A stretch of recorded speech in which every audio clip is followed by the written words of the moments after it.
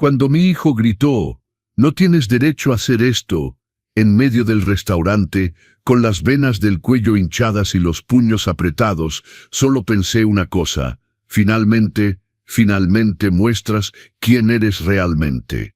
Porque durante 6 meses fingí ser un viejo senil que no entendía nada. Firmé todos los papeles que puso frente a mí.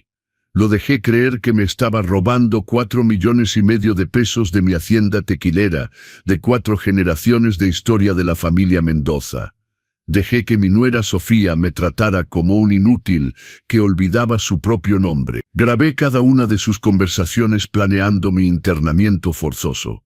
Documenté cada centavo que desviaba de mi cuenta. Y cuando finalmente llegó esa cena de cumpleaños, rodeado de sus amigos abogados, ahí pronuncié la frase que lo cambió todo.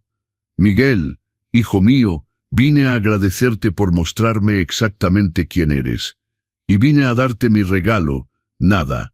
No heredarás absolutamente nada». El silencio que cayó sobre esa mesa fue tan pesado que se podía escuchar el vino respirar 3 mesas más allá. Y cuando Sofía murmuró, «Pero usted firmó el poder notarial», solo sonreí y respondí, «Firmé, sí, con mi mano izquierda. Soy ambidiestro, mi querida. Cualquier perito grafólogo confirmará que esa firma no vale nada. Pero déjenme regresar 6 meses atrás, al día en que todo comenzó, porque deben entender cada detalle de esta traición para sentir el sabor de la justicia que yo sentí. Me llamo Roberto Mendoza, tengo 72 años, y hace 6 meses estaba sentado en mi despacho de la Hacienda Mendoza, en las tierras de Agave de Jalisco, cuando escuché a mi hijo y mi nuera discutir en la habitación de al lado. No sabían que estaba en casa. Habían venido desde la Ciudad de México sin avisar, usando la llave que les había dado años atrás para emergencias. Había regresado temprano de Guadalajara. Mi doctor había cancelado la cita a última hora, y cuando estacioné la camioneta en la parte trasera y entré por la puerta de la cocina, escuché sus voces viniendo de la sala. Instintivamente me detuve. Algo en el tono de Sofía me heló en el lugar, con la mano aún en la manija. «Miguel, ya no podemos esperar más», decía ella. Y el tono era de alguien que ya había discutido esto 1000 veces. «Tu padre tiene 72 años, puede vivir otros 10, 15 años a este ritmo. ¿Quieres esperar hasta tener 60 para finalmente tener lo que te corresponde por derecho?» Su voz era fría, calculadora, sin ninguna emoción. Era la voz de alguien discutiendo cifras en una hoja de cálculo, no la vida de un ser humano. Mi corazón comenzó a latir más rápido, pero me quedé ahí, inmóvil, conteniendo la respiración para no hacer ningún ruido.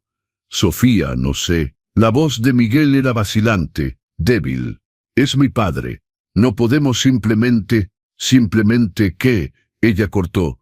«Miguel, escucha. Ya hablamos con ese geriatra, el doctor Ramírez. Dijo que con los exámenes correctos, los testigos adecuados, obtenemos una declaración de interdicción en 6 meses. Tu padre tiene lagunas mentales. Tú mismo lo has dicho. Olvidó el cumpleaños de doña Carmen el mes pasado. Olvidó pagar la luz. Dejó la estufa encendida 2 veces. Pero es normal para su edad». Miguel protestó, pero su voz se volvía menos convincente. «¿Es normal o es demencia temprana?», Sofía replicó. «Miguel, mi amor, piensa bien. La hacienda vale 4,5 millones de pesos, más las cuentas bancarias, más las acciones que tu padre guarda desde los años 80. Vivimos en un departamento rentado de 80 metros cuadrados en La Condesa, pagando 18,000 pesos de renta, mientras tu padre vive solo en una hacienda de 23 habitaciones. ¿Te parece lógico?». Sentí como si me echaran agua helada en la espalda.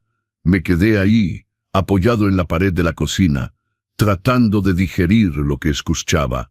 Mi hijo, mi único hijo, el niño que había cargado sobre mis hombros por los campos de Agave, el chamaco que había llorado en mis brazos cuando su madre murió, estaba planeando declararme incapaz, quitarme todo, convertirme en un vegetal jurídico para apropiarse de mi herencia mientras aún vivía.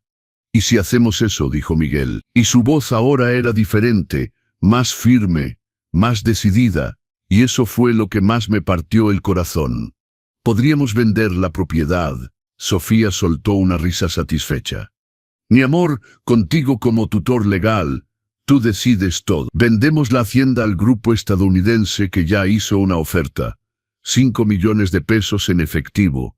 Liquidamos las acciones, transferimos todo a nuestro nombre. Y colocamos a tu padre en un asilo decente. Tendrá cuidados, estará seguro, y nosotros finalmente podremos vivir la vida que merecemos.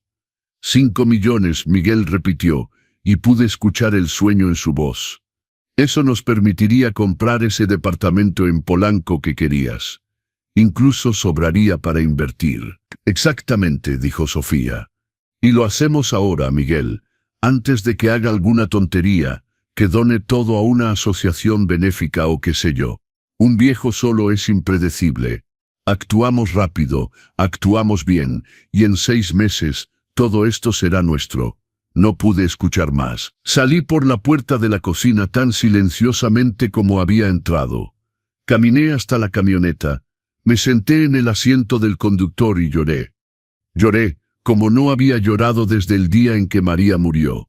No era solo la traición, era la frialdad, era la facilidad con la que discutían convertir a mi padre, mi abuelo, mi bisabuelo, 4 generaciones de historia de la familia Mendoza, en dinero para comprar un bonito departamento en Polanco. Pero después de 20 minutos llorando ahí, sequé mis lágrimas, me miré en el retrovisor, vi mi cara roja e hinchada, y pensé, no voy a dejar que hagan esto.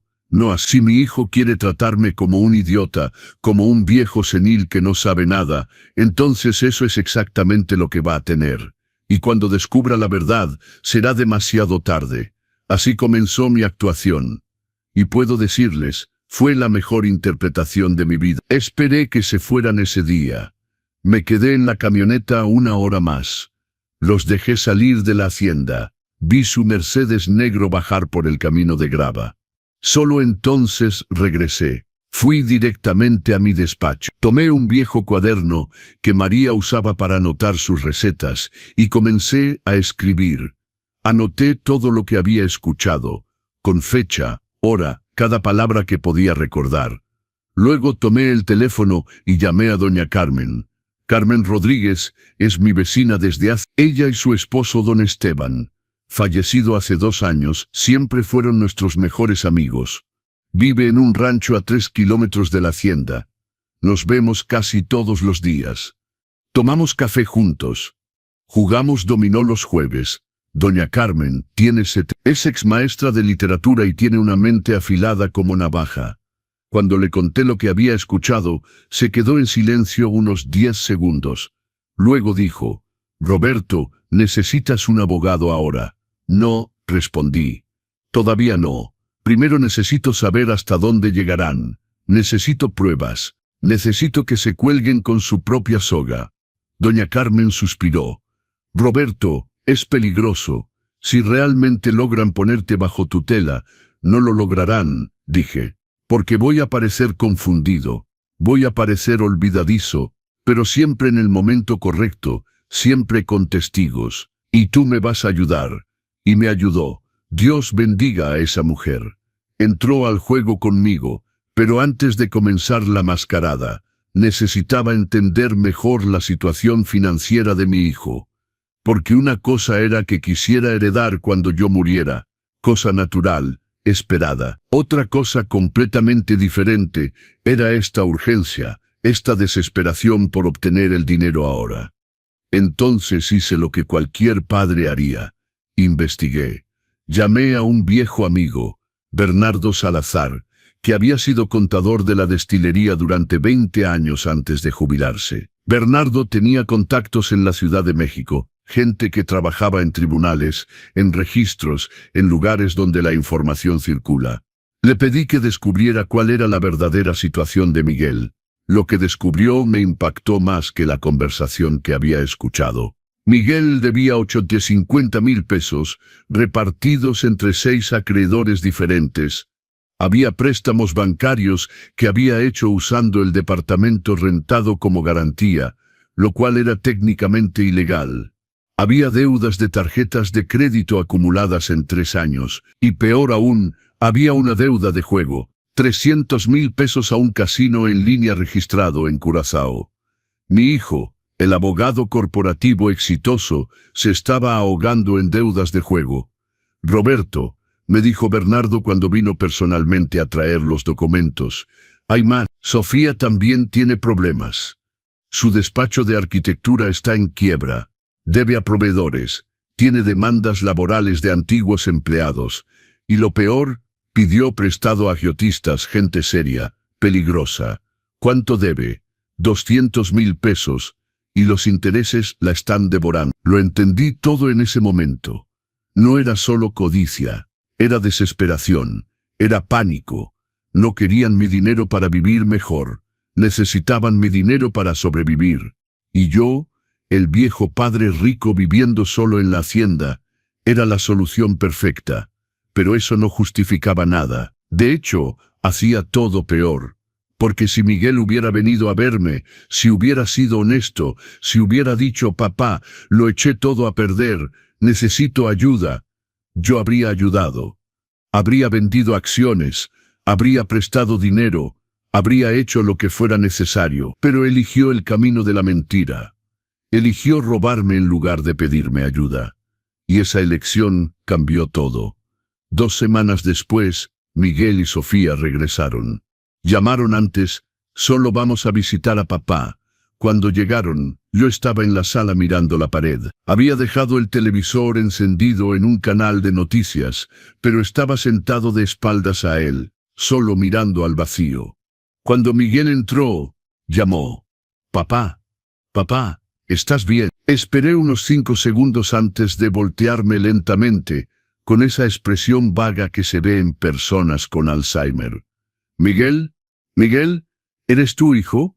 Hice que mi voz temblara, incierta. Vi la mirada que Miguel y Sofía intercambiaron, esa mirada rápida que la gente malvada intercambia cuando las cosas salen según lo planeado. Me dieron ganas de vomitar, pero continué la actuación. Papá, ha pasado tiempo, dijo Miguel acercándose. Estábamos preocupados. No contestaste el teléfono ayer. ¿Teléfono? Dije mirando confundido a mi alrededor. ¿Qué teléfono? Tu celular, papá. Llamamos 3 veces. Así, el teléfono. Me levanté despacio, como si me dolieran las piernas, y fui a la cocina. Tomé el celular que estaba sobre la mesa, perfectamente cargado, y lo miré como si nunca hubiera visto eso en mi vida. ¿Es esto? Sofía se cubrió la boca, haciendo esa cara de falsa preocupación que hacen las malas actrices. Dios mío, don Roberto, ¿se siente bien? ¿Quiere que llamemos a un doctor? ¿Doctor? Repetí. No, estoy bien. Solo un poco cansado. ¿Quieren cenar? María hizo chilaquiles. Siempre hace chilaquiles cuando ustedes vienen. El silencio que cayó fue pesado. Miguel palideció. Papá, mamá murió hace 4 años. Parpadeé. Dejé que la confusión invadiera mi cara. Llevé mi mano a mi frente. ¿Muerta? No, ella estaba aquí esta mañana. Estaba. Luego dejé que mi voz se quebrara. Dejé que aparecieran las lágrimas. ¡Ay, Dios mío! ¡Ay, Dios mío! Es cierto. Se fue. ¿Cómo pude olvidar? ¿Cómo pude olvidar que María se fue? Miguel me abrazó. Y por primera vez en años sentí a mi hijo abrazarme. Pero no era un abrazo de amor, lo sentía. Era el abrazo de alguien que acababa de encontrar oro. Cálmate, papá, cálmate. Todo está bien. Estamos aquí. Esa noche, después de la cena donde había olvidado el nombre de Sofía 2 veces y confundido la Ciudad de México con Monterrey, los escuché hablar en el cuarto de huéspedes. Había colocado una grabadora de voz, de esas pequeñas que se compran por 500 pesos en cualquier tienda de electrónica, escondida detrás de la mesa de noche. María siempre decía que ese cuarto tenía mala acústica, pero para grabar era perfecta. ¿Viste? Sofía estaba eufórica. Miguel, está peor de lo que pensábamos. Olvidó que María había muerto. Es demencia avanzada. Lo sé, lo vi. Miguel sonaba impactado pero también aliviado. Pero cariño, Deberíamos realmente ponerlo en tratamiento. Tipo un buen lugar con doctores. Lo haremos, mi amor. Lo haremos. Sofía hablaba con ese tono que se usa para calmar a un niño. Pero primero necesitamos la tutela. Mañana llamas al doctor Ramírez. Haces cita para los exámenes y comenzamos el procedimiento. Mientras más rápido se haga, mejor. Por su bien, Miguel. Es por su bien. Por su bien, Miguel repitió, pero su voz sonaba hueca. Detuve la grabación más tarde, solo en mi despacho, y la escuché 3 veces. Cada vez dolía más, pero cada vez también me daba más certeza. Estaba haciendo lo correcto. Al día siguiente, muy temprano, antes del amanecer, fui a Guadalajara. No conduje la camioneta que Miguel conocía. Tomé la vieja pick-up Ford, que estaba estacionada en el garaje desde la muerte de María. Ella conducía esa camioneta. Decía que era más cómoda que mi Chevrolet. Hacía 4 años que nadie arrancaba ese motor, pero después de varios intentos, encendió. Conduje hasta el centro de Guadalajara, hasta el despacho del licenciado del Río, mi abogado desde hace 40 años. Llegué a las 7 de la mañana, media hora antes de que abriera el despacho, y esperé en la camioneta. Cuando lo vi llegar, un hombre de 68 años, cabello completamente blanco, bastón en la mano izquierda por la artritis, bajé de la camioneta y llamé. Licenciado del Río, se volteó frunciendo el ceño. Luego sus ojos se abrieron grandes. Roberto Mendoza. Dios mío, escuché que estaba enfermo. Rumores, dije acercándome. Rumores que yo mismo estoy esparciendo. Y de eso necesito hablarle con urgencia. Subimos a su despacho en el 3er piso de un edificio art deco en el centro histórico. El elevador estaba descompuesto, como siempre. Así que tomamos las escaleras. Subí sin detenerme, sin cansarme, y vi al licenciado del Río mirarme impresionado. Sube mejor que yo, comentó, porque no estoy enfermo, dije. Pero mi hijo piensa que lo estoy. Y eso es exactamente lo que necesito que continúe. En el despacho, sentado en un sillón de piel que probablemente era más viejo que yo, conté todo. Mostré las notas, hablé de la conversación que había escuchado, expliqué el plan de Miguel y Sofía, y luego conté mi contraplan. El licenciado del Río me escuchó en silencio, tomando notas ocasionales en un bloc amarillo. Cuando terminé, miró sus notas durante un largo momento. Luego se quitó los lentes, los limpió con un pañuelo, se los volvió a poner y me miró a los ojos. Roberto, lo que describe es peligroso.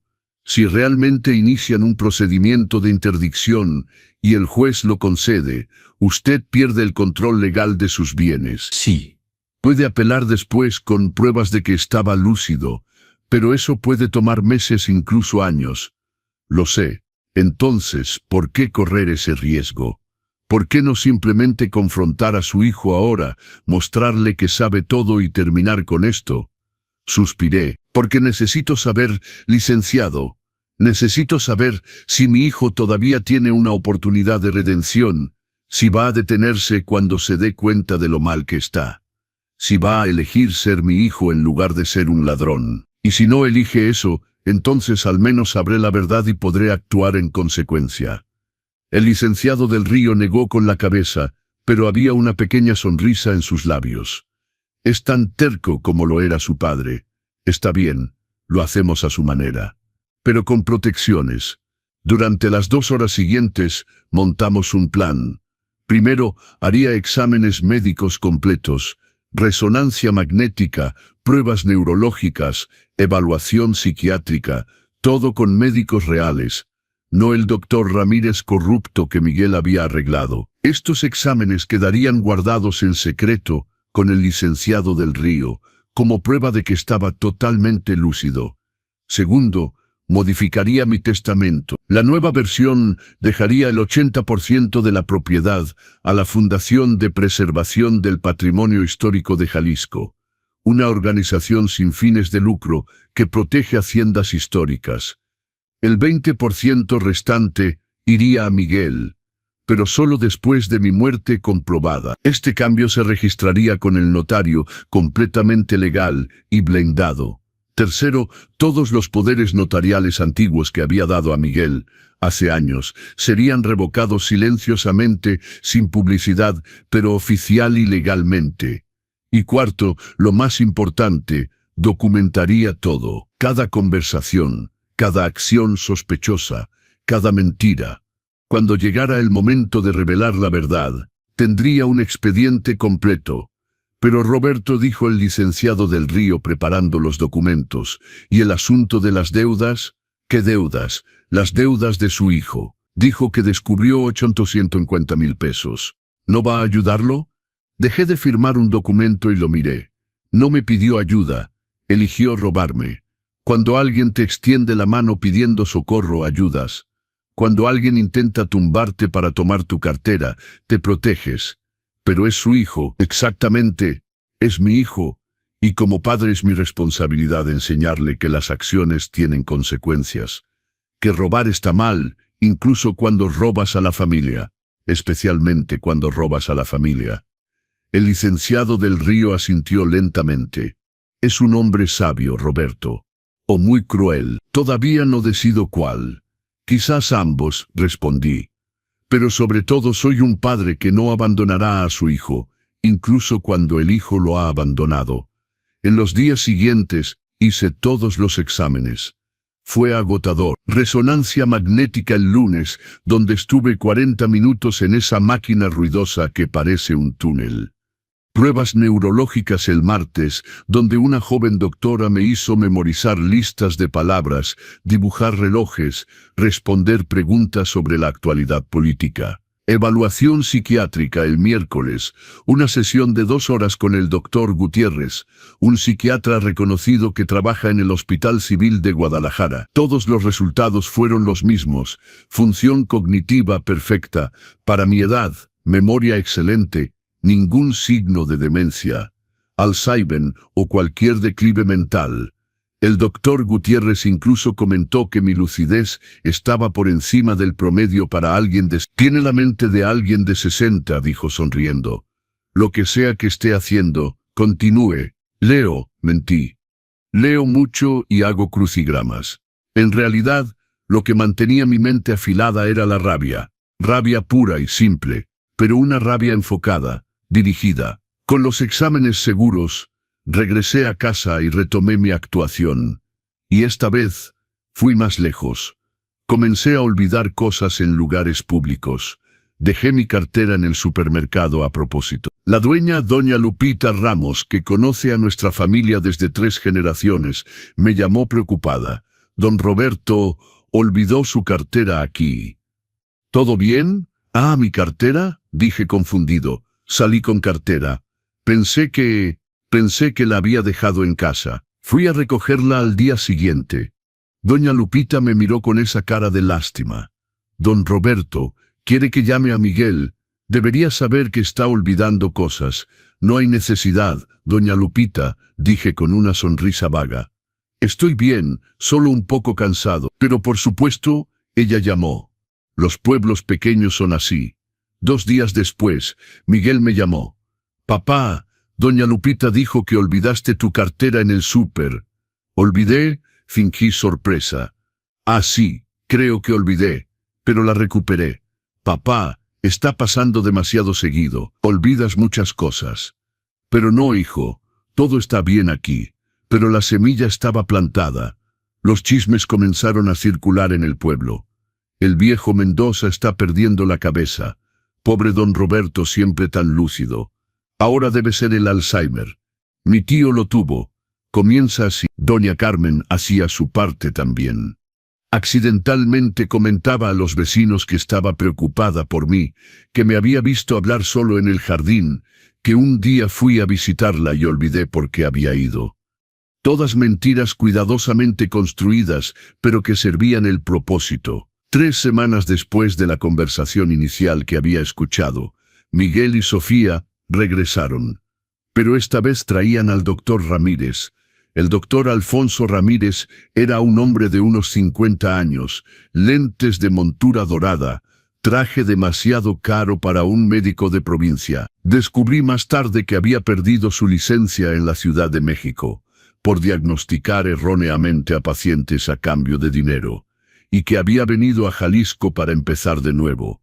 Era exactamente el tipo de doctor que gente como Miguel y Sofía buscaban. Llegó un jueves por la tarde. Yo estaba en el jardín, a propósito, regando los nopales que María había plantado.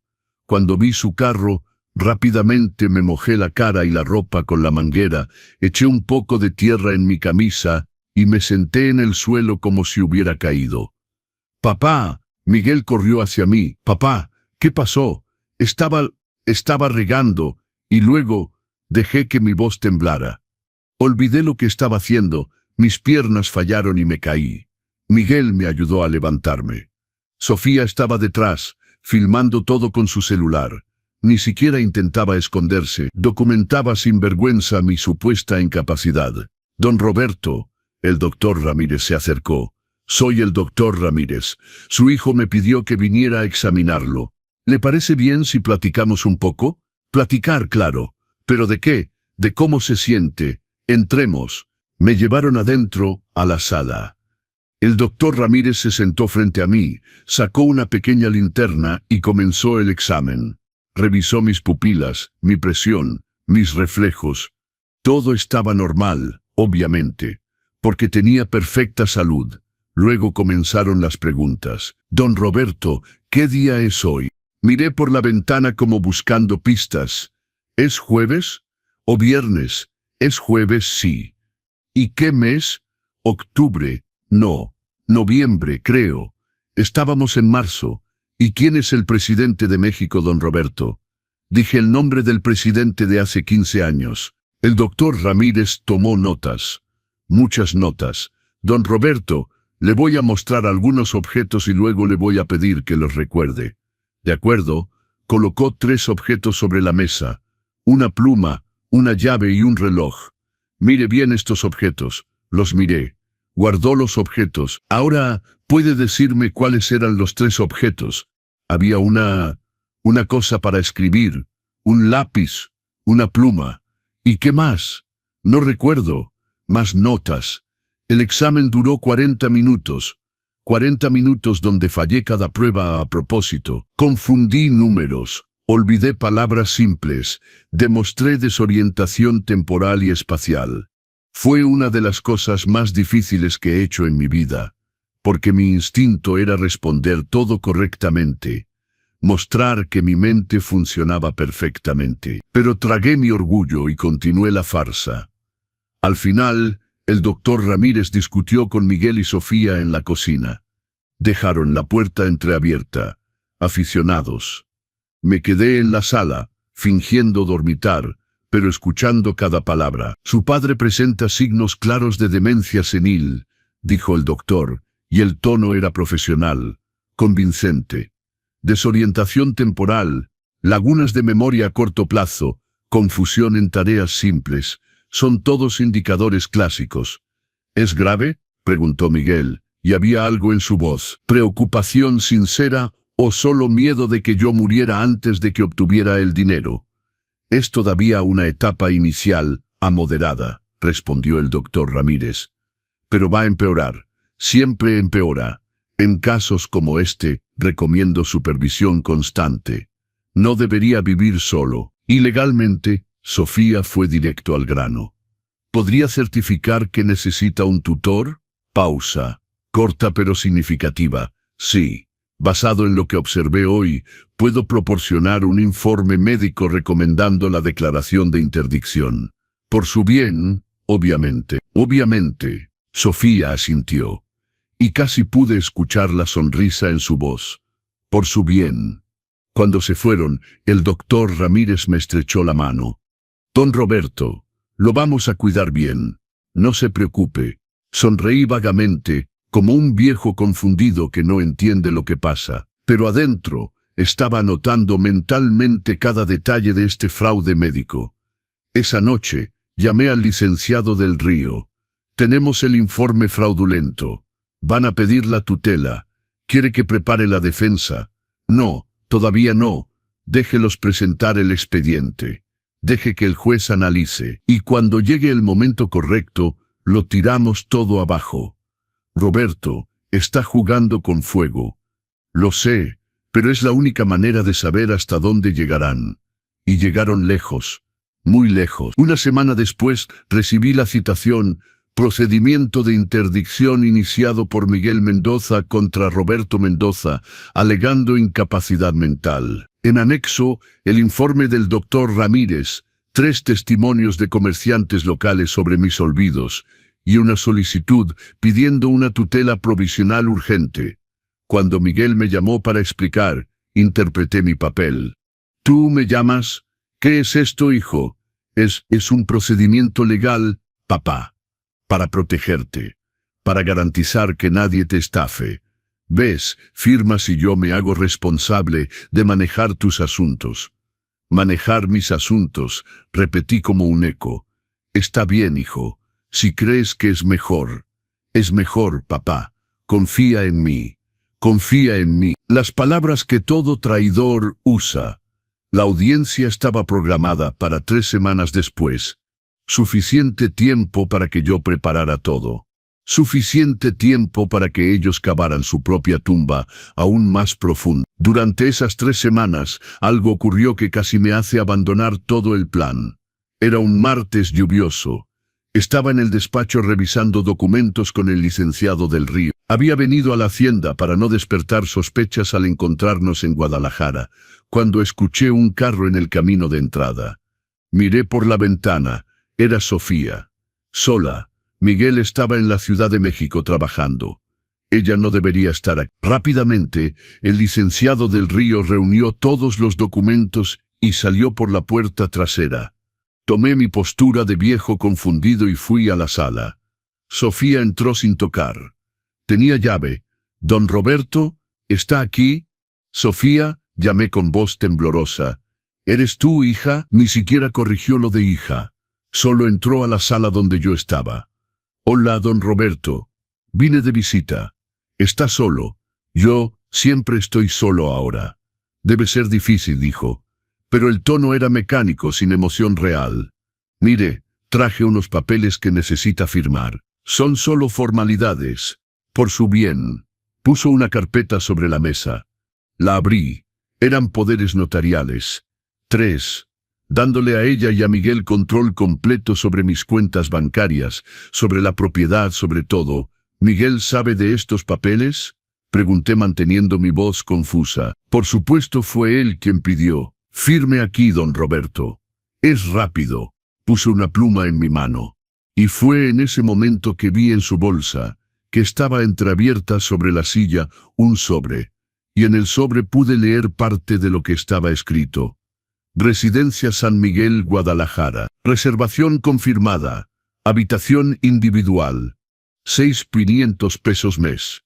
Ya habían reservado el asilo, antes de que la tutela fuera aprobada. Antes de que yo firmara nada. Lo habían planeado todo. Guadalajara, 60 kilómetros de distancia. Un lugar donde sería olvidado, donde nadie de mi vida actual podría visitarme fácilmente. Un lugar donde solo sería un viejo más esperando la muerte. Miré a Sofía. Ella sonreía, esperando que firmara.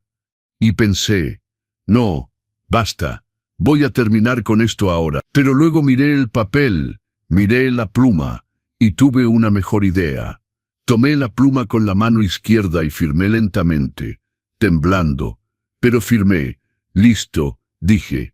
«Ya está». Sus ojos brillaron. «Gracias, don Roberto. Hizo lo correcto. Ahora estará bien cuidado, se lo prometo». Tomó los papeles rápidamente, como alguien que tiene miedo de que cambie de opinión, y se fue. Ni siquiera se despidió realmente. Cuando su carro desapareció en el camino, tomé el teléfono y llamé al licenciado del Río. Me hizo firmar poderes notariales. «Roberto, no debió», con la mano izquierda. Silencio. Luego, una risa. «Es diabólico». «No, soy prudente. Y ahora tenemos una prueba más de fraude. Cualquier perito grafólogo confirmará que esa firma es inválida». Pero Roberto, si intentan usar esos poderes antes de la audiencia, lo sé, por eso va a alertar a todos mis bancos ahora. Cualquier movimiento sospechoso, lo bloquean, me llaman y documentan todo. Eso hicimos. Y funcionó. 5 días después, jueves a las 11:47 de la mañana, recuerdo exactamente la hora porque miré mi reloj. Cuando sonó el teléfono, el director de Banorte me llamó. Don Roberto, tenemos una situación. La señora Sofía Mendoza intentó transferir 400,000 pesos de su cuenta corriente a una cuenta a su nombre, usando un poder notarial. Dice que usted autorizó. Mi corazón se aceleró. 400,000 pesos, 1/3 de todo lo que tenía en efectivo. No autoricé nada. Ese poder es falso. Voy a bloquear la operación inmediatamente y activar nuestro protocolo antifraude. Quiere que contactemos a las autoridades. Pensé rápidamente. Si contactaba a la policía ahora, Sofía sería arrestada. El asunto se volvería criminal. Miguel probablemente estaría implicado. Todo terminaría antes de la audiencia, antes de que pudiera confrontarlos a mi manera. No, dije, todavía no. Bloqueé la operación, documente todo pero no contacte a la policía. Todavía no. Don Roberto, un intento de fraude bancario es un crimen grave. Lo sé, pero confíe en mí, voy a manejar esto. Colgué y me quedé sentado en el despacho, las manos temblando de verdad ahora sin fingir. 400,000 pesos. Había intentado robar 400,000 pesos. Ya no era codicia abstracta. Ya no era un simple plan futuro. Era robo, robo directo, descarado, criminal. Llamé a Miguel. Contestó al tercer timbre. Hola, papá. Miguel. Mi voz salió controlada. Tranquila, sin ningún fingimiento. ¿Dónde está Sofía? Ella está. ¿Por qué quieres saber? Porque acaba de intentar robar 400,000 pesos de mi cuenta, usando un poder falso. El banco bloqueó. Silencio. Largo silencio. Miguel, ¿sabías? Papá, yo puedo explicar. Responde la pregunta. ¿Sabías que iba a hacer eso? No. Bueno, hablamos de consolidar tus cuentas para facilitar la gestión, cuando la tutela, cuando me hubieran robado todo. ¿Quieres decir, no es robo, es protección? Papá, estás enfermo. Necesitas... Colgué. No pude escuchar más. 2 minutos después, volvió a llamar. No contesté. Llamó de nuevo. Y de nuevo, 17 llamadas en 20 minutos. Ignoré todas. Luego Sofía llamó. Contesté. Don Roberto. Su voz era diferente. Desesperada. Hubo un malentendido en el banco. Solo estaba tratando de ayudar, de organizar sus finanzas y... ¿Y usted intentó robar 400,000 pesos? No era robo. Era un error de comunicación. Miguel dijo que usted quería consolidar las cuentas y pensó que podía robarme porque soy un viejo senil que no se daría cuenta. No es eso. Es exactamente eso. ¿Y sabe qué es peor, Sofía? No es el dinero. Es que hizo de mi hijo su cómplice. Convirtió a mi muchacho en un ladrón. Su muchacho tiene 46 años y debe más de 850,000 pesos. Gritó, perdiendo finalmente la compostura. Su muchacho se está ahogando. Nos estamos ahogando y usted está sentado en esa hacienda con millones, mientras nosotros ni siquiera podemos pagar la renta. Entonces pide ayuda. No robes. Pedimos, insinuamos 1000 veces, pero usted nunca nota nada. Vive en su pequeño mundo de agaves y recuerdos mientras su hijo se ahoga. Nunca pidieron nada, dije, y mi voz era más fría de lo que había sido jamás. Planearon robarme. Hay una diferencia. Váyase al diablo, don Roberto. Y colgó. Me quedé ahí, el teléfono en la mano, digiriendo lo que acababa de escuchar.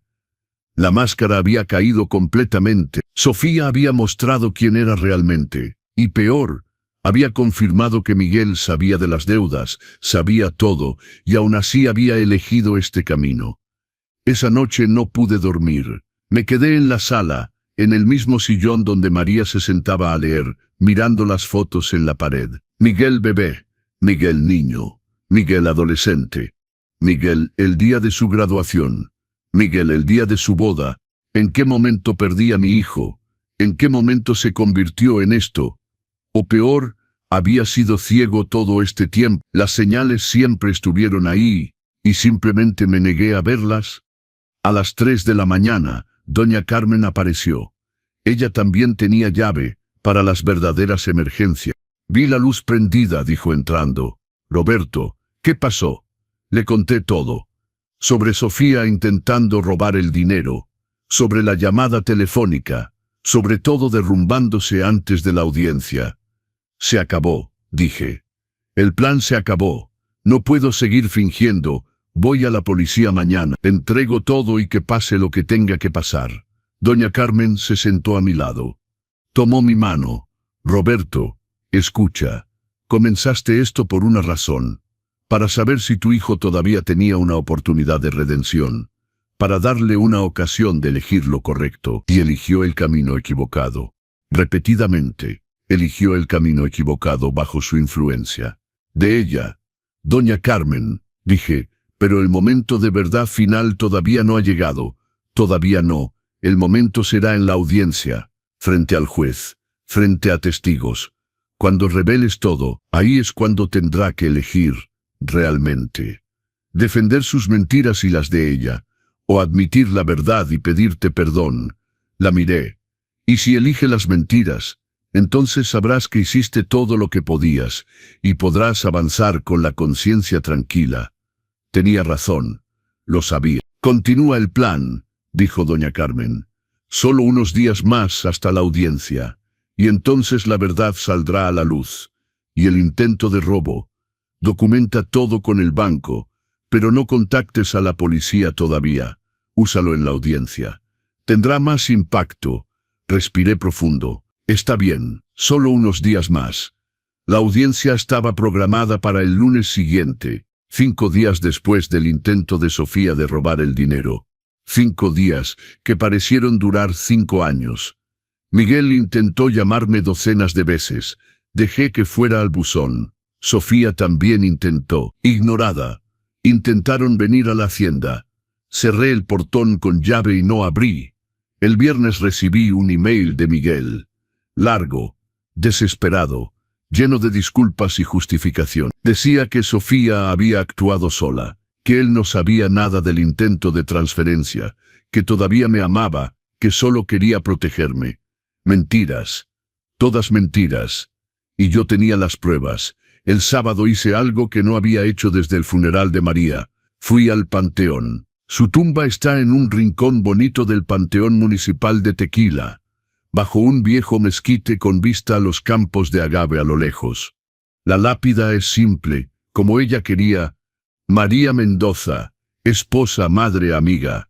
Me senté en el pasto junto a la tumba y hablé con ella. Sé que suena loco, pero siempre he hecho esto. María decía que le gustaba cuando le hablaba de todo, y no vi razón para parar solo porque se había ido. Marita, dije, así la llamaba cuando estábamos solos, nuestro hijo está perdido y no sé si puedo salvarlo. Intenté a mi manera, con este plan loco, pero quizás todo fue un error. Quizás debí ser honesto desde el principio. Quizás debí confrontarlo cuando escuché esa primera conversación. El viento movió las hojas del mezquite. Los pájaros cantaron a lo lejos. Ninguna respuesta mágica vino. Pero ¿sabes qué es peor? Tengo miedo. Miedo. Miedo de descubrir que mi hijo realmente se convirtió en alguien que no reconozco. Miedo de tener que aceptar que fallé como padre. Me quedé ahí 1 hora. Cuando me levanté para irme, vi que alguien había dejado flores frescas en la tumba. Cempasúchil, las favoritas de María. Miré alrededor. El panteón estaba vacío. Luego vi en el suelo, junto a las flores, una pequeña tarjeta. La recogí y leí. Mamá, perdón, Miguel. Mi hijo había estado aquí recientemente. Había traído flores para su madre, y pedía perdón. Guardé la tarjeta en mi bolsillo y regresé a la camioneta. Algo en mí cambió en ese momento. Una pequeña chispa de esperanza se encendió. Quizás todavía había una oportunidad de redención. Quizás. El lunes llegó demasiado rápido y demasiado lento a la vez. Me desperté a las 5 de la mañana. Tomé una ducha, me rasuré correctamente, me puse mi mejor traje, el mismo que había usado en la boda de Miguel. María decía que ese traje me hacía parecer un verdadero hombre de negocios. Hoy necesitaba parecer exactamente eso. El licenciado del Río pasó a recogerme a las 9. Llevaba 2 maletines de piel, ambos pesados de documentos. ¿Listo?, preguntó. No, pero vamos de todos modos. La audiencia era en el juzgado de lo familiar de Guadalajara. Una construcción imponente del siglo XIX, toda en cantera gris con columnas de orden dórico en la entrada. Llegamos a las 9:30, media hora antes de la hora programada. Miguel y Sofía ya estaban ahí, con su abogado, el licenciado Fuentes, un hombre corpulento de unos 50 años, con calvicie avanzada y un traje manchado de café. El doctor Ramírez estaba con ellos también, sosteniendo su maletín con el informe fraudulento. Cuando Miguel me vio, se levantó de su silla. Papá, pasé directo sin mirarlo. Entré a la sala de audiencias con el licenciado del Río. Escuché a Sofía susurrar detrás de mí. Está diferente. La sala era más pequeña de lo que esperaba. Unas 20 sillas para el público, el escritorio del juez elevado sobre un estrado. 2 mesas para los abogados. Las paredes estaban forradas con paneles de madera oscura. Había una bandera mexicana en una esquina y el escudo nacional en la pared detrás del juez. El juez era el mismo de la audiencia preliminar. El juez Mercado, hombre de unos 60 años, lentes de montura dorada, expresión severa pero no cruel. Entró puntualmente a las 10. De pie, anunció el secretario. Nos levantamos. El juez se sentó, hizo una señal de que podíamos sentarnos también. Tomó el expediente del procedimiento, lo hojeó rápidamente. Luego levantó la vista. Expediente número 2024-1147.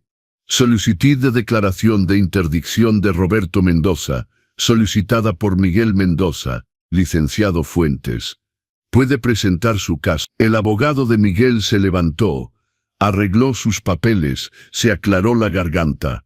Su señoría, vengo aquí hoy en nombre de mi cliente, Miguel Mendoza, quien se ve forzado a tomar una medida dolorosa pero necesaria, solicitar la declaración de interdicción de su propio padre. Hizo una pausa dramática. Aficionado. Roberto Mendoza, 72 años. Viudo. Vive solo en una propiedad aislada. En los últimos meses ha presentado signos claros y progresivos de demencia senil, olvidos frecuentes, desorientación temporal y espacial, confusión entre personas vivas y fallecidas, incapacidad para manejar tareas simples del día a día. Colocó documentos sobre el escritorio del juez. Aquí está el informe del doctor Alfonso Ramírez, geriatra respetado, quien examinó al señor Mendoza y certificó demencia en etapa moderada a avanzada. También tenemos testimonios de comerciantes locales, vecinos, todos preocupados por la seguridad y el bienestar del señor Mendoza. El licenciado Fuentes se volteó para mirarme, y su voz se volvió melosa, condescendiente. Nadie aquí quiere quitarle su dignidad al señor Mendoza. Al contrario, queremos protegerlo, garantizar que reciba los cuidados apropiados, que su patrimonio sea manejado responsablemente, que pueda vivir sus últimos años con seguridad y confort. Últimos años, como si estuviera muriéndome. Por eso solicitamos a su señoría que conceda la tutela al señor Miguel Mendoza, hijo devoto, que solo quiere lo mejor para su padre. Se sentó. Miguel miraba la mesa, no a mí. Sofía me miraba con esa cara de falsa preocupación. Licenciado del Río, dijo el juez. La defensa desea manifestarse. Mi abogado se levantó, pero antes de que hablara, puse mi mano en su brazo. Su señoría, ¿puedo hablar? El juez frunció el ceño. Señor Mendoza, tiene representación legal. Lo sé, pero me gustaría decir algunas palabras, si su señoría lo permite. El juez Mercado me estudió durante un largo momento. Luego asintió. Puede hablar. Me levanté lentamente, no porque lo necesitara, sino porque quería que todos prestaran atención. Miré al juez. Luego me volteé y miré a Miguel directo a los ojos. Su señoría, durante los últimos 6 meses he fingido tener demencia. Intencionalmente, conscientemente, fingí olvidar cosas, fingí estar confundido. Firmé papeles con la mano izquierda para invalidarlos, aunque soy diestro, e hice todo esto por una razón muy simple. Pausa. El silencio en la sala era absoluto, porque hace 6 meses escuché a mi hijo y mi nuera planear ponerme bajo tutela por la fuerza, declararme incapaz, vender mi propiedad y encerrarme en un asilo a 60 kilómetros de aquí. Y necesitaba saber si mi hijo todavía tenía una oportunidad de redención, si iba a detenerse cuando se diera cuenta de lo que estaba haciendo, si iba a elegir ser mi hijo o elegir el dinero. Miguel se puso blanco. Sofía abrió la boca pero no salió ningún sonido. Su señoría, continué volteándome hacia el juez. Tengo pruebas, grabaciones de conversaciones, transcripciones autenticadas, correos sobre la venta de la propiedad, informes médicos de 3 neurólogos diferentes certificando que no tengo ninguna demencia y pruebas de intento de fraude. Abrí mi maletín y comencé a colocar documentos sobre el escritorio del juez, uno por uno. Esto es la transcripción de la primera conversación que escuché donde planearon la declaración de interdicción. Esto es la transcripción de la consulta con el doctor Ramírez, donde fraudó el diagnóstico.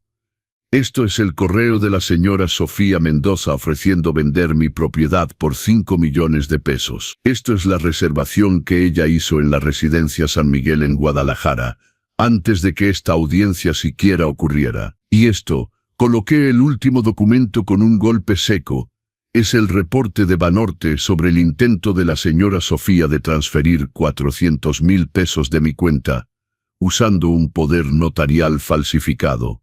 El silencio ahora era diferente, pesado, mortal. El licenciado Fuentes se había levantado, boca abierta tratando de hablar.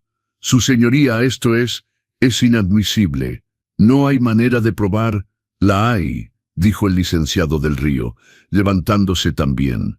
Cada uno de estos documentos está debidamente autenticado, sellado, registrado, y puedo presentar testigos adicionales, incluyendo los médicos que examinaron al señor Mendoza y certificaron su plena capacidad mental. El juez hojeaba los documentos, su expresión volviéndose cada vez más severa. Luego miró al doctor Ramírez. «Doctor, ¿tiene algo que decir?» El doctor Ramírez se había puesto rojo. Hice un examen basado en lo que observé. Si el paciente estaba simulando síntomas, no podía saberlo. Es geriatra, doctor. No debería poder diferenciar entre demencia real y simulada. Silencio. Y el juez continuó. Tomando otro documento, veo aquí que perdió su licencia en la Ciudad de México en 2019 por diagnosticar fraudulentamente a pacientes a cambio de pago. ¿Es cierto? El doctor Ramírez no respondió. No necesitaba. La respuesta estaba escrita en su cara. El juez se volvió hacia Miguel y Sofía. ¿Y ustedes dos? Intento de fraude procesal, falsificación de poder notarial, intento de estafa. Negó con la cabeza. Comprenden que estos son delitos graves. Miguel finalmente levantó la vista. Y lo que vi ahí me partió el corazón. No era enojo, no era desafío, era vergüenza. Vergüenza pura y absoluta. Su señoría, dijo Miguel, y su voz estaba quebrada. Yo no tengo excusa. Lo que hice es imperdonable. Sofía agarró su brazo. Miguel, cállate. No digas nada. Pero él se liberó de ella, se levantó, caminó hasta el centro de la sala, miró al juez, luego me miró a mí. «Papá», dijo, y las lágrimas corrían por su cara. Me convertí en un monstruo. No fue Sofía, no fueron las deudas. Fui yo. Yo elegí esto. Elegí el dinero.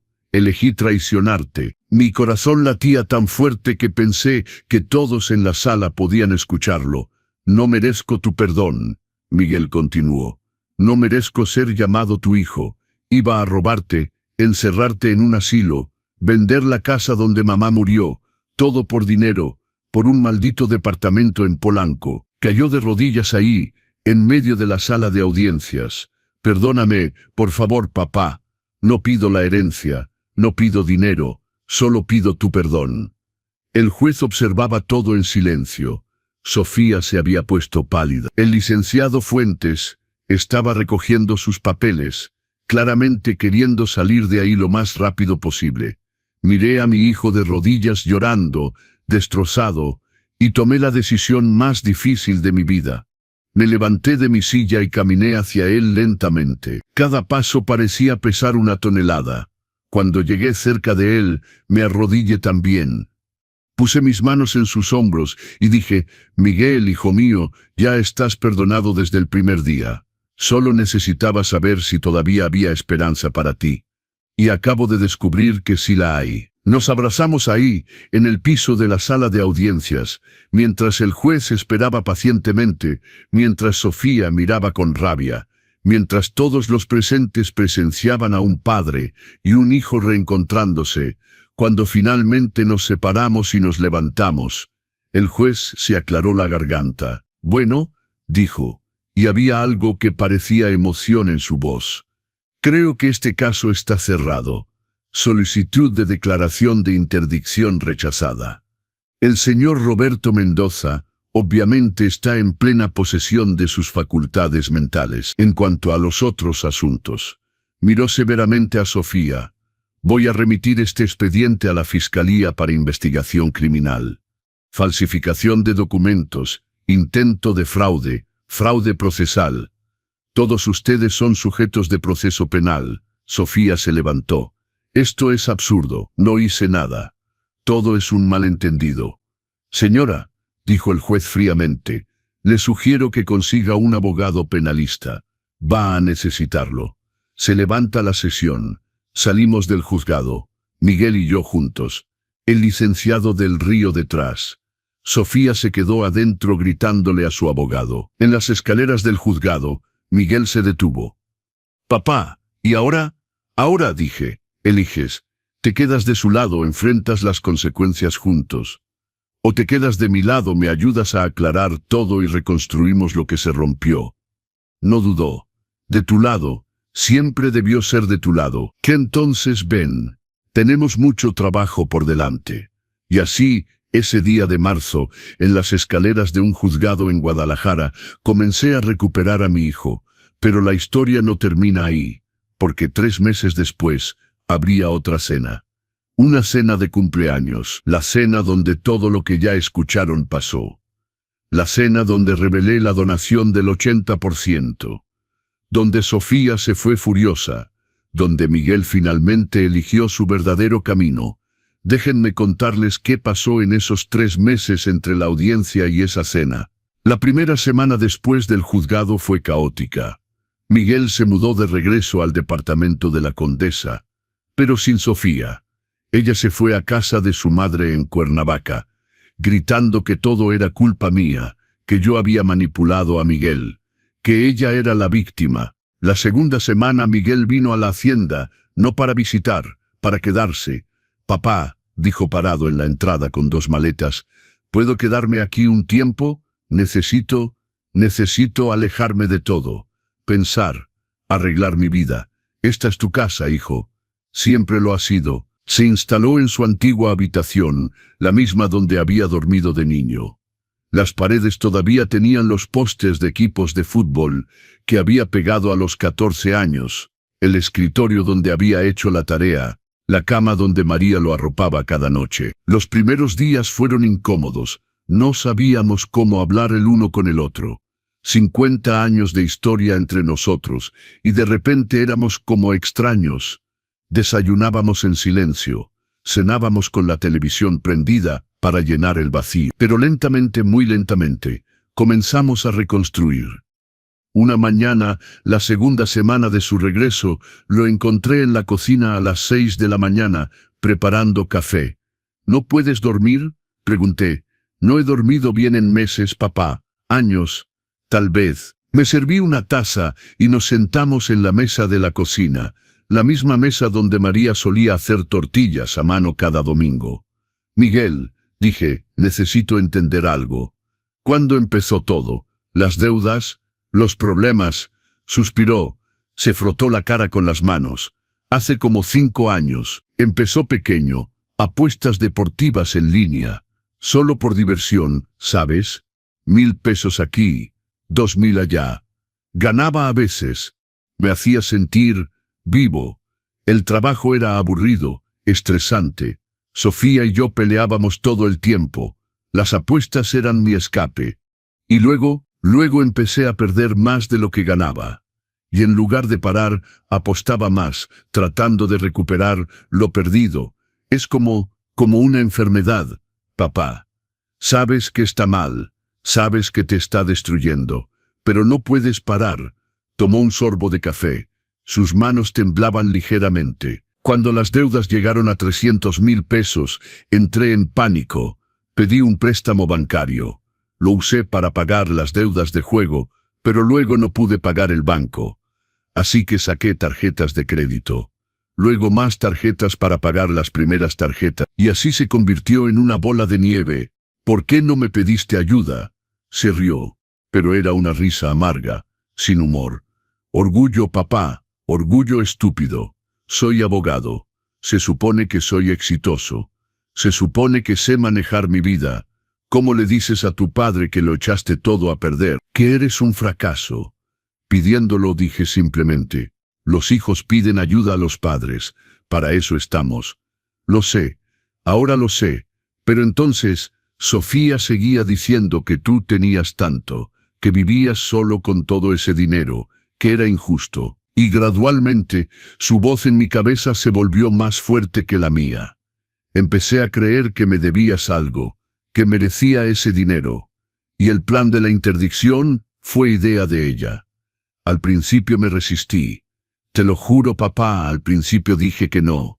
Pero ella seguía insistiendo, y yo estaba tan desesperado, tan asustado de los acreedores, de los agiotistas que amenazaban a Sofía. Poco a poco, me convenció de que era lo mejor, que tú estarías bien cuidado, que era por tu propio bien.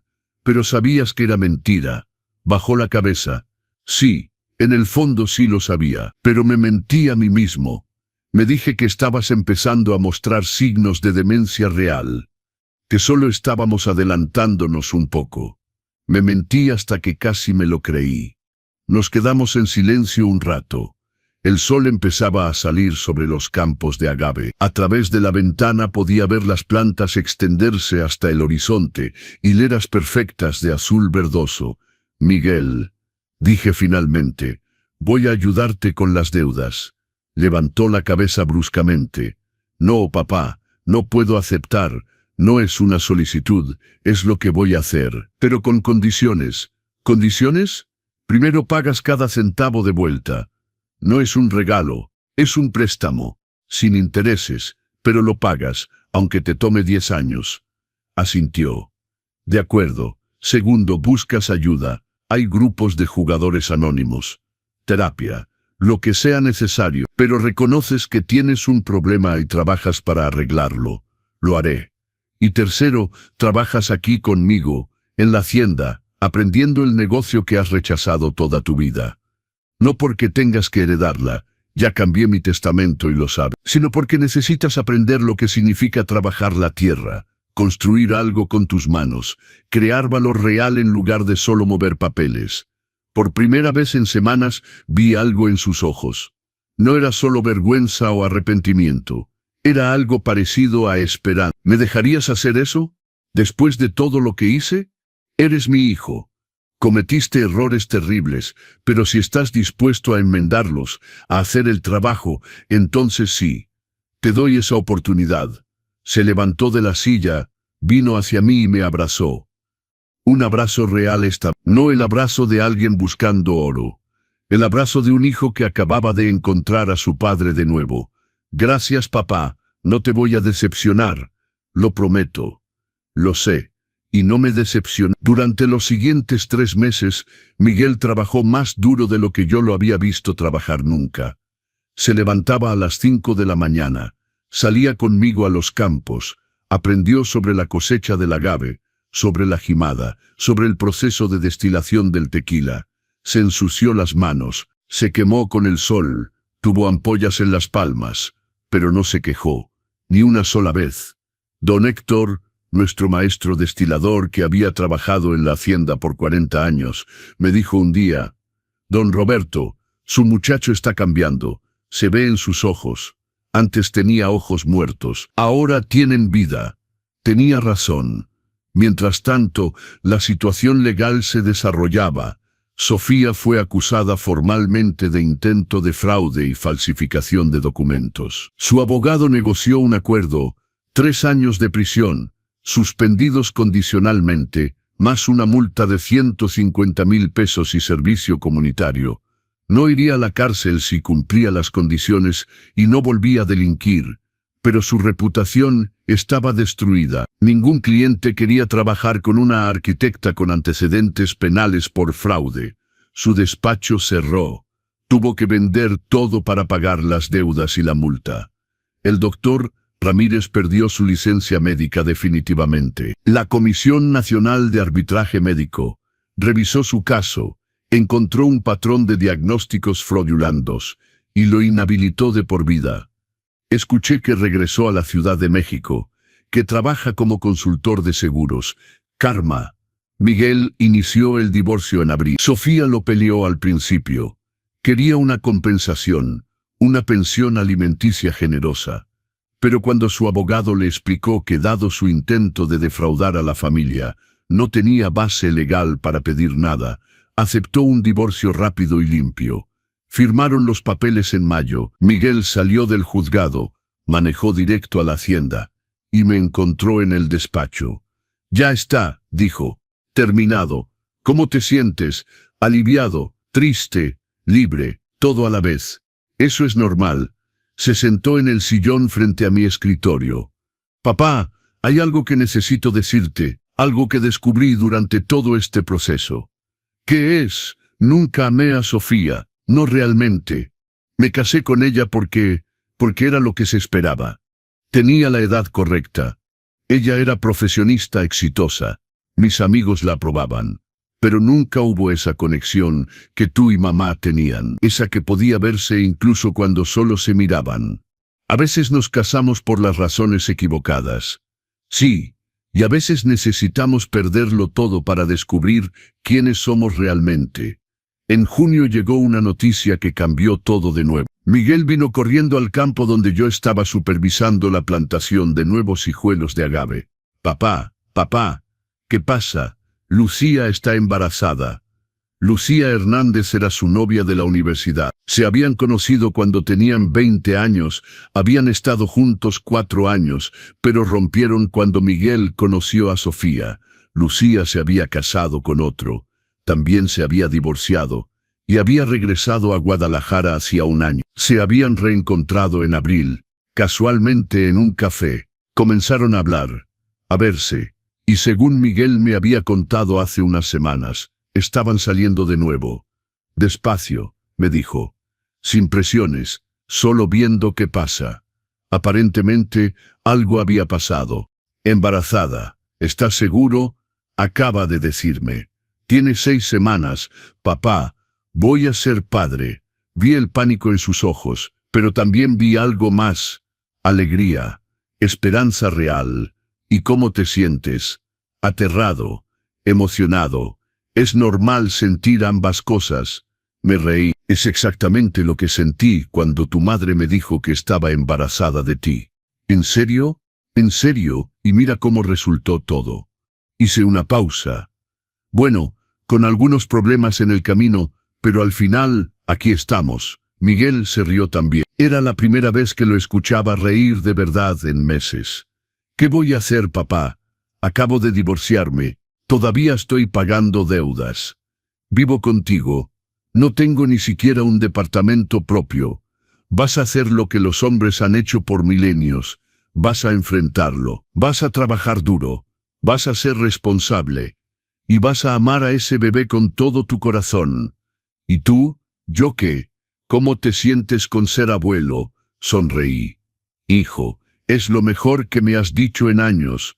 En julio decidí hacer algo que había estado considerando desde la audiencia, algo grande. Llamé a Miguel a mi despacho un viernes por la noche. Siéntate, dije. necesito hablar contigo sobre algo importante. Se sentó, luciendo preocupado. ¿Qué pasa? ¿Estás bien? Estoy perfectamente bien. Esto es sobre el testamento. Papá, ya hablamos de esto. Entiendo que cambiaste el testamento. Entiendo que el 80% va a la fundación. Y está bien. Es lo correcto. Después de lo que hice, cállate y escucha, dije, pero con cariño. He estado pensando. Hiciste algo que muy pocos hombres tienen el valor de hacer. Te arrodillaste frente a un juez, frente a extraños, y admitiste tus errores. Pediste perdón. Y luego, lo más importante, has pasado 3 meses demostrando que ese arrepentimiento era real. No estás tratando, lo estás haciendo. Trabajas más duro que cualquier empleado que haya tenido. Te levantas antes que el sol. Estás aprendiendo el negocio no porque tengas que hacerlo, sino porque quieres. Vas a terapia. Asistes a las reuniones de jugadores anónimos. Estás pagando tus deudas y vas a ser padre. ¿A dónde quieres llegar? Quiero cambiar el testamento de nuevo. Miguel se puso pálido. Papá, no tengo que hacer nada. Quiero. Aquí está mi propuesta. 50% va a la fundación. Eso garantiza que la hacienda nunca será vendida o destruida. Será preservada para las futuras generaciones. El otro 50% es tuyo. Tuyo y de tu hija. ¿Hija? ¿Cómo sabes que será niña? Las mujeres Mendoza son fuertes. Necesitamos más de ellas en esta familia. Es una corazonada. Miguel tenía lágrimas en los ojos. Papá, no merezco. Deja que yo decida qué mereces. Eres mi hijo. Cometiste errores, los pagaste. Y ahora estás construyendo una nueva vida. Eso es lo que importa. No sé qué decir. Di que sí. Sí, gracias papá. Y así llegamos a agosto. Al cumpleaños número 47 de Miguel. Y a la famosa cena. Miguel quería algo pequeño. Solo algunos amigos cercanos, colegas de su nuevo trabajo en un despacho pequeño de Guadalajara, donde había empezado a trabajar parte tiempo, complementando su trabajo en la hacienda. Pero había invitado a 2 de sus viejos amigos de la Ciudad de México, abogados corporativos como él había sido, amigos que habían conocido a Sofía, que habían estado en su boda, que no sabían nada de lo que había pasado. Reservamos una mesa en la destilería, un restaurante bonito en Tequila, que se especializa en comida tradicional, jalisciense y maridajes con tequila. Llegamos temprano, Miguel, Lucía, que ya mostraba una pequeña pancita, doña Carmen, y yo. Los amigos de Miguel llegaron 15 minutos después. La cena comenzó bien. Risas, historias, buenos recuerdos.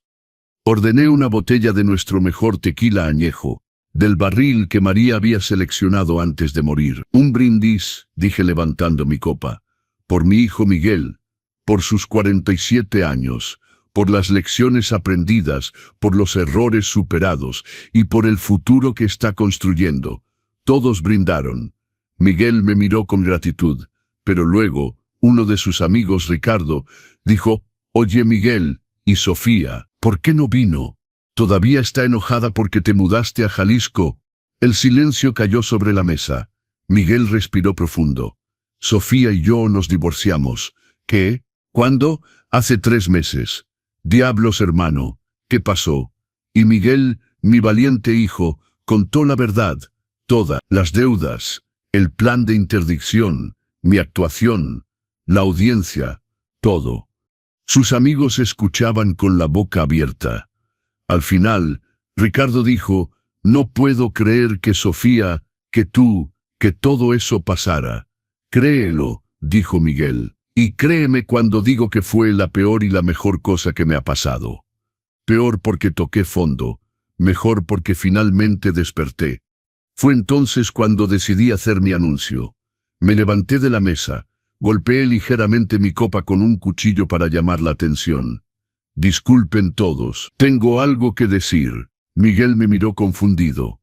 «Miguel, hijo mío», dije, «vine a agradecerte por mostrarme exactamente quién eres, y vine a darte mi regalo». Saqué un sobre de mi chaqueta y lo puse frente a él.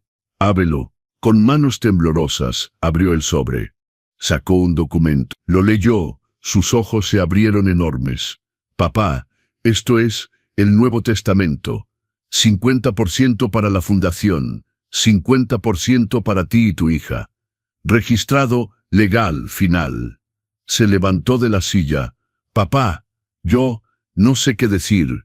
No digas nada todavía, porque también voy a decirte esto. Ese 50% viene con condiciones. No puedes vender la hacienda. Debes trabajarla, mantenerla, preservarla. Debes aprender el negocio completo. Y debes enseñarle a tu hija, como yo te estoy enseñando a ti ahora. Lo haré, lo prometo, lo sé. Y fue entonces cuando dije las palabras que abrieron esta historia. Vine a agradecerte por mostrarme exactamente quién eres. Y vine a darte mi regalo. Porque en ese momento, en ese restaurante, rodeado de amigos y familia, Miguel entendió finalmente el verdadero significado de herencia. No es dinero, no es propiedad, es responsabilidad, es legado, es el peso y el honor de continuar algo más grande que tú mismo.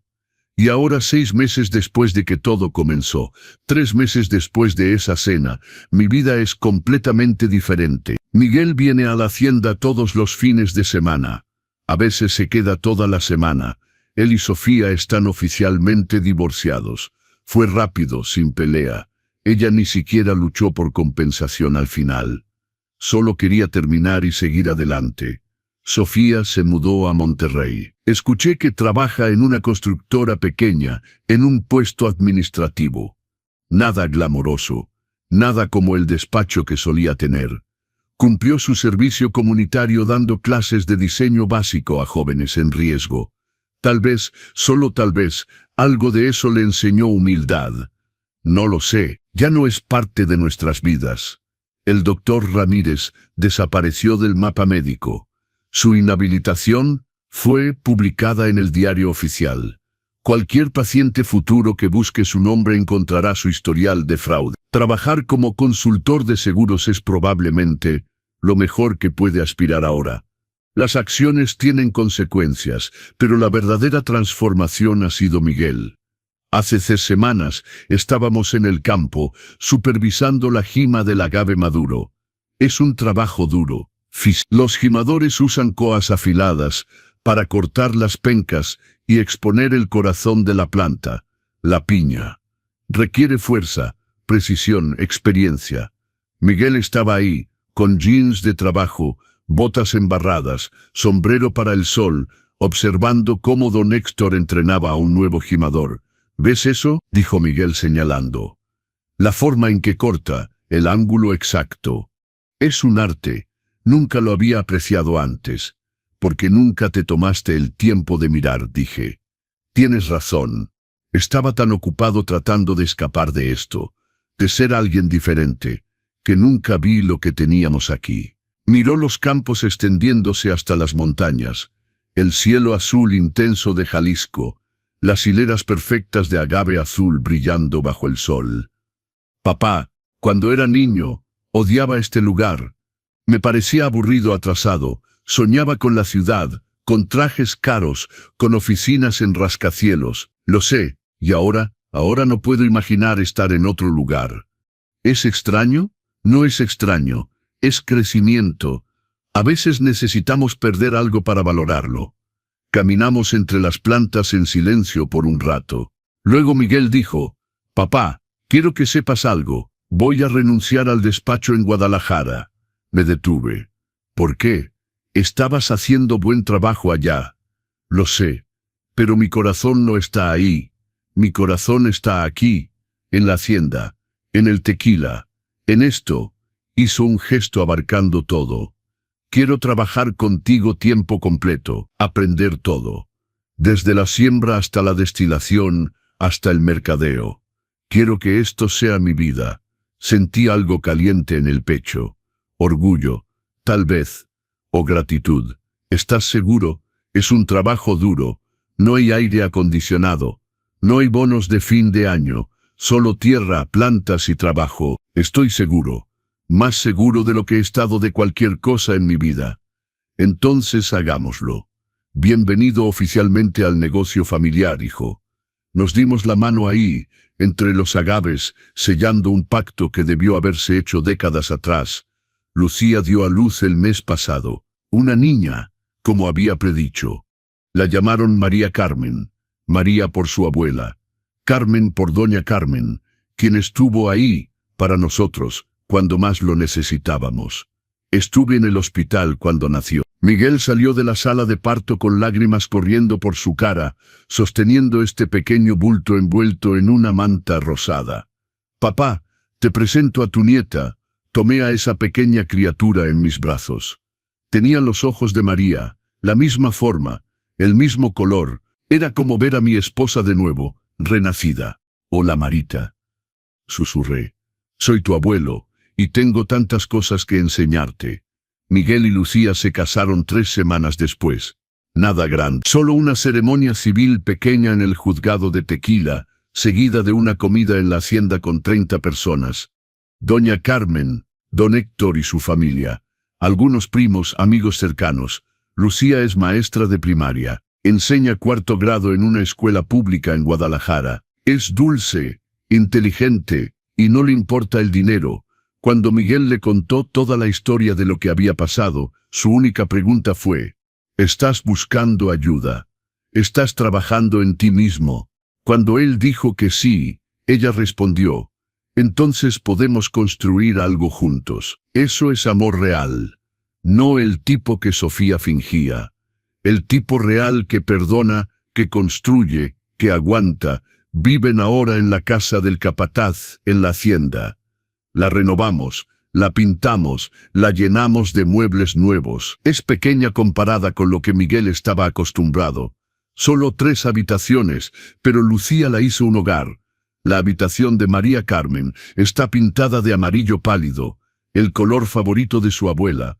Miguel pintó las paredes él mismo, colgó un móvil de estrellas sobre la cuna, puso estantes para los libros que planea leerle cada noche.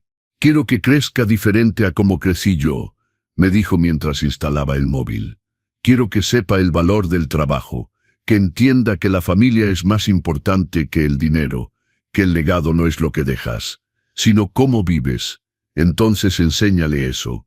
Lo haré, y tú me ayudarás, cada día, hasta mi último día». El negocio está prosperando. Miguel resultó tener buen ojo para el marketing. Rediseñó nuestras etiquetas, modernizó nuestra presencia en redes sociales, conectó con distribuidores nuevos en Estados Unidos. Las ventas han subido no porque el tequila sea diferente, sino porque finalmente lo estamos presentando correctamente al mundo. «Papá», dijo la semana pasada durante nuestra reunión semanal de negocios, «tengo una propuesta. Dime, quiero crear una línea especial, edición limitada. La llamaremos Legado Mendoza. Usaremos solo las piñas más viejas, las más dulces. Doble destilación. Añejado en barricas de roble francés, por 4 años mínimo. Haremos solo 500 botellas al año. Precio premium. ¿Y el mercado? El mercado está ahí. Hay gente dispuesta a pagar por calidad real, por historia real. Cada botella vendrá con una tarjeta contando nuestra historia. 4 generaciones. La tradición. El legado. Me gusta. Hazlo. Sus ojos brillaron. En serio, es tu negocio ahora también. Toma decisiones. Y así, lentamente, estoy soltando las riendas, no porque tenga que hacerlo. A mis 72 años, todavía estoy fuerte, todavía puedo trabajar, pero porque quiero ver a mi hijo florecer, quiero ver que construye. Hace 2 noches, después de la cena, Miguel y yo nos sentamos en el portal de la hacienda, tomando tequila y mirando las estrellas. «Papá», dijo después de un largo silencio, «nunca te agradecí apropiadamente». «¿Por qué?» «Por el plan, por fingir demencia. Sé que fue arriesgado, sé que pudo salir mal de 1000 maneras diferentes, pero me diste algo que nadie más podría haberme dado». «¿Qué es eso?» «Una oportunidad de elegir». Pudiste simplemente confrontarme cuando escuchaste esa primera conversación. Pudiste cortarme de tu vida inmediatamente. Pero no lo hiciste. Me diste espacio para mostrar quién era realmente. Y cuando mostré lo peor de mí, todavía me diste una oportunidad de redención. Eres mi hijo. Los padres no se rinden con sus hijos, muchos lo hacen. Entonces muchos están equivocados. Mira, Miguel, cometiste errores, grandes errores, pero la medida de un hombre no es si cae, es si se levanta. Y tú te levantaste, solo porque tú me ayudaste. Yo sostuve la escalera. Pero tú subiste los escalones. Bebimos en silencio. El cielo de Jalisco estaba lleno de estrellas, sin contaminación lumínica, sin edificios bloqueando la vista. Solo el universo infinito extendiéndose sobre nosotros. Papá, cuando nazca María Carmen, cuando crezca, le contaremos esta historia. ¿Tú qué crees? Creo que sí, pero no como un secreto vergonzoso, como una lección de cómo todos podemos perdernos, de cómo el orgullo y la desesperación pueden hacernos hacer cosas terribles, pero también de cómo siempre hay un camino de regreso si estamos dispuestos a tomarlo. Entonces cuéntasela, con todos los detalles, las partes buenas y las malas, especialmente las malas, porque las malas son las que enseñan. Y ahora, escribo esto 6 meses después de que todo comenzó, 6 meses que cambiaron todo. Si me hubieran dicho hace un año que mi hijo intentaría robarme, que tendría que fingir demencia, que terminaríamos en corte enfrentándonos, no lo habría creído. Pero si me hubieran dicho que al final de todo eso, recuperaría a mi hijo, que tendría una nieta, que nuestro negocio estaría más fuerte que nunca, tampoco lo habría creído. La vida es extraña así. Los momentos más oscuros a veces llevan a los amaneceres más brillantes. Entonces, si escuchan esta historia y se identifican de alguna manera, déjenme decirles algo. El perdón no es debilidad. El perdón es la cosa más fuerte que pueden dar, pero el perdón no significa ser tonto. Protege lo que es tuyo. Documenta todo. Y cuando llegue el momento de la verdad, da a la persona una oportunidad de elegir lo correcto. Algunos elegirán mal, como Sofía eligió, pero algunos, como Miguel, despertarán, y cuando despierten, querrás estar ahí, con los brazos abiertos, listo para reconstruir. Porque al final, la familia no se trata de dinero, nunca se ha tratado de eso. Se trata de estar ahí cuando todo se derrumba. Se trata de segundas oportunidades. Se trata de mirar a tu hijo a los ojos y decir, te amo más que cualquier propiedad, más que cualquier herencia, más que cualquier cosa en este mundo. La dignidad no tiene precio. Y la verdadera familia es la que te ama por quien eres, no por lo que tiene. Las lecciones que aprendí. Primero, la comunicación honesta previene tragedias.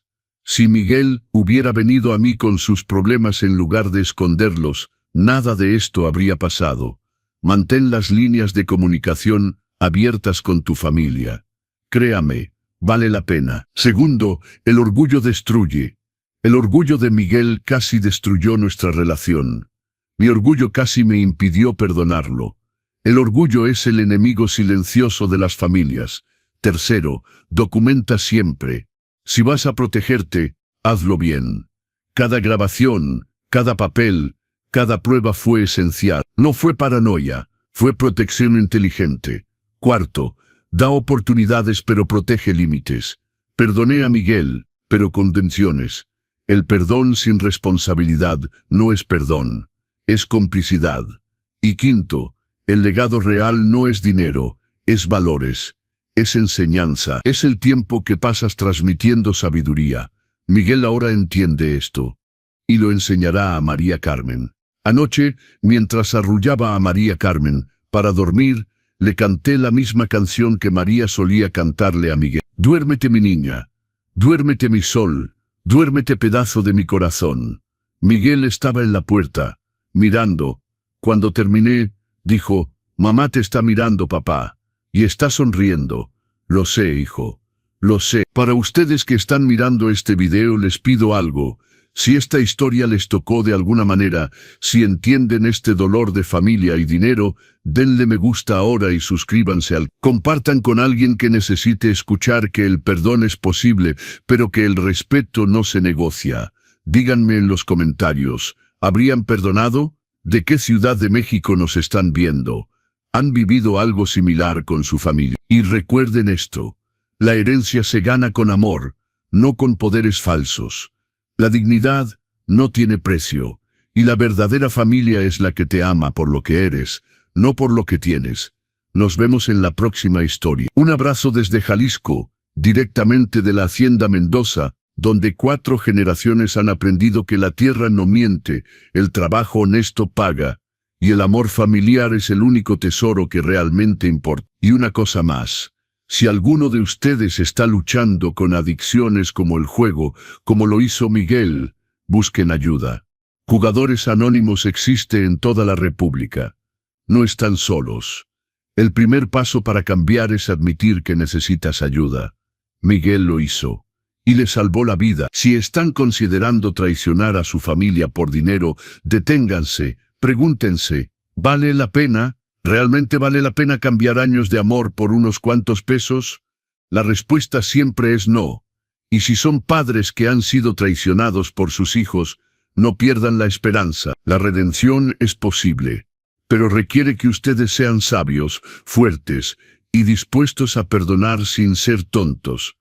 El dinero va y viene, las propiedades se compran y se venden, pero la familia cuando se hace bien, cuando se nutre con amor y verdad, es para siempre. Esta es mi historia, la historia de cómo casi pierdo a mi hijo por codicia y cómo lo recuperé a través de la verdad. Gracias por escuchar. Don Roberto Mendoza, Hacienda Mendoza, Tequila, Jalisco. 4 generaciones de tradición, una historia de redención. Que Dios los bendiga a todos. La historia de Don Roberto. Un análisis profundo de traición, astucia y redención familiar. Introducción, más que una historia de herencia.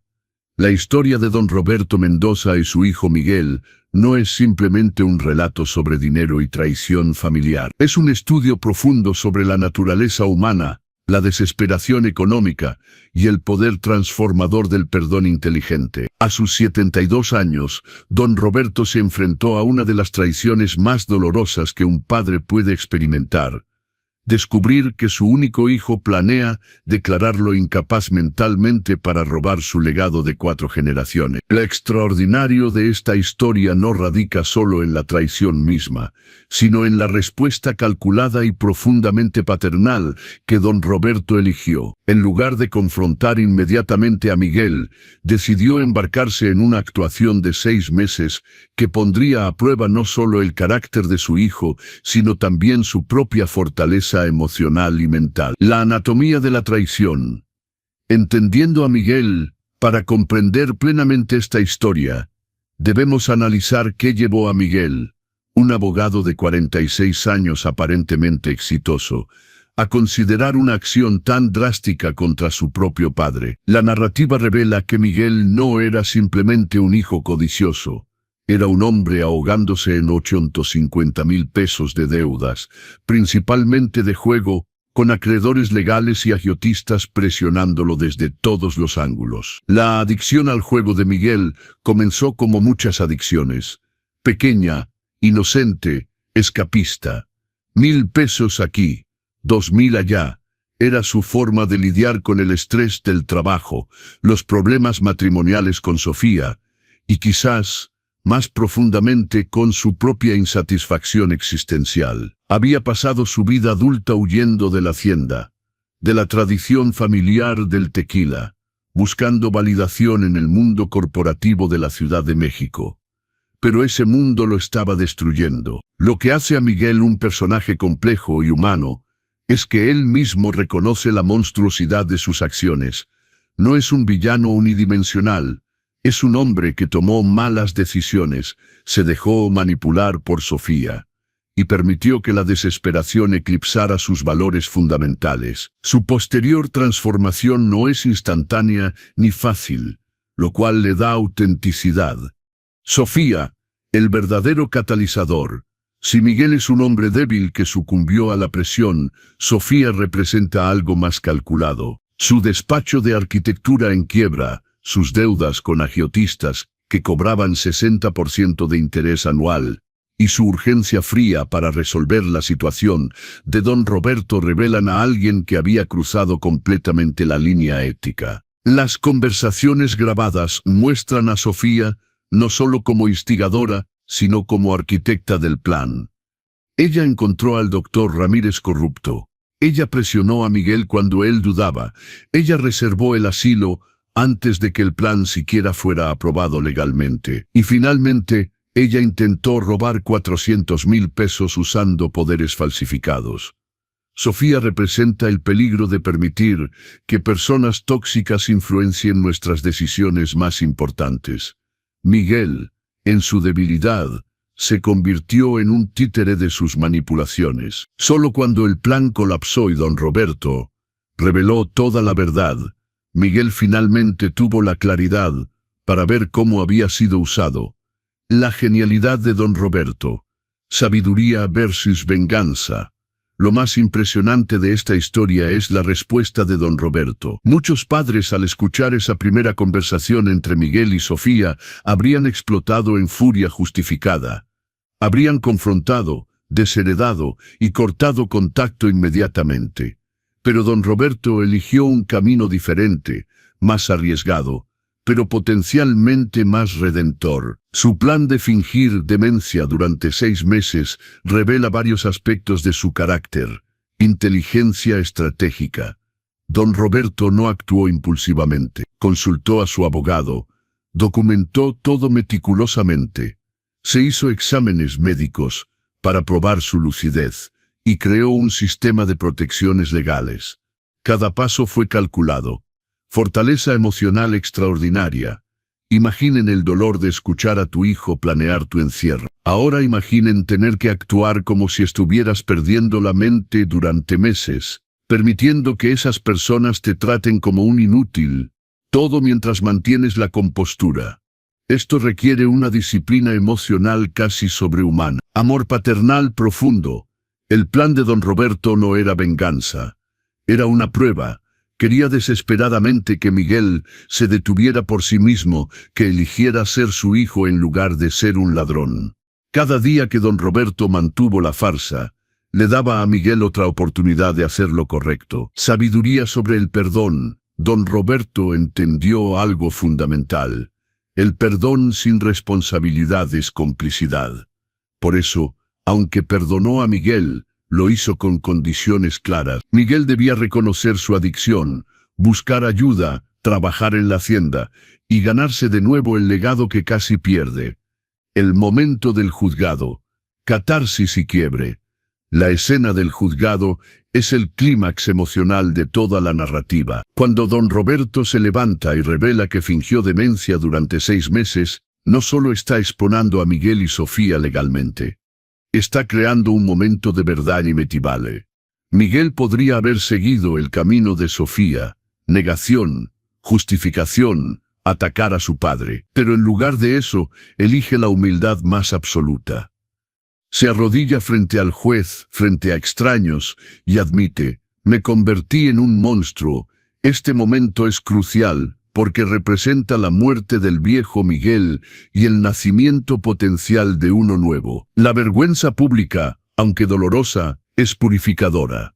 Es Miguel finalmente enfrentando la realidad completa de sus acciones sin el colchón de las excusas o las manipulaciones de Sofía. Y don Roberto, al arrodillarse también y perdonarlo, demuestra que su plan siempre tuvo como objetivo la redención, no la destrucción. Los 3 meses después.